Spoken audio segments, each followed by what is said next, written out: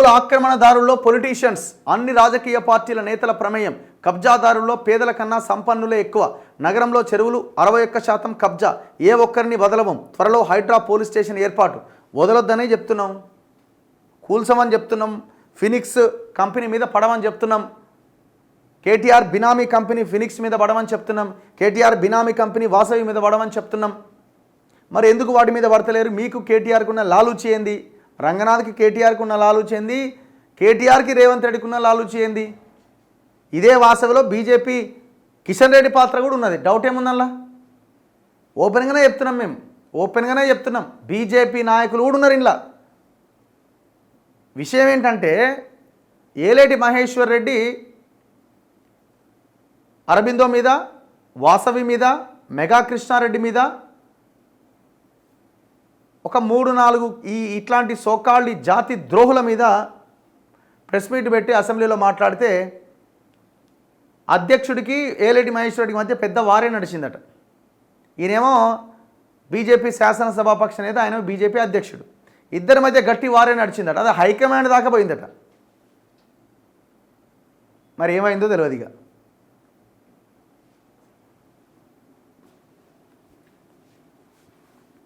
నేను అడుగుతున్నా కదా, మీకు దమ్ముంటే నేను రేవంత్ రెడ్డిని అడుగుతున్నా, కేటీఆర్ని అడుగుతున్నా, అండ్ కిషన్ రెడ్డిని అడుగుతున్నా. మీకు దమ్ముంటే మీ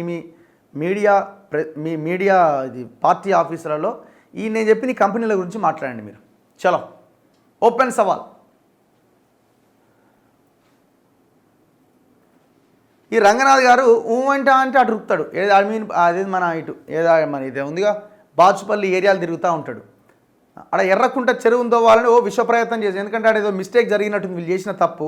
ఇప్పుడు ఆ చెరువు దవ్వుదామని ఏదో ప్లాన్ చేసి 4-5 సార్లు ఇప్పటికే విజిట్ చేశారు. మరి దాన్ని ఎదురుగానే ఉన్న వాసవి దగ్గరికి ఎందుకు పోతలేరండి? అది ఎందుకు గురుస్తలేరు?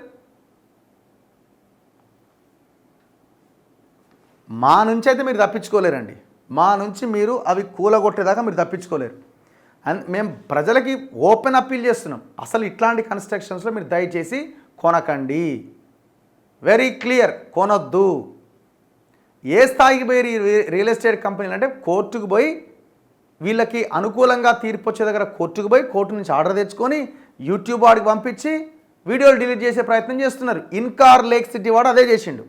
మళ్ళీ చెప్తున్నా, నేను ఓపెన్ స్టేట్మెంట్ ఇస్తున్నా, ఆ ఇన్కార్ అనే కంపెనీలో కొనకండి.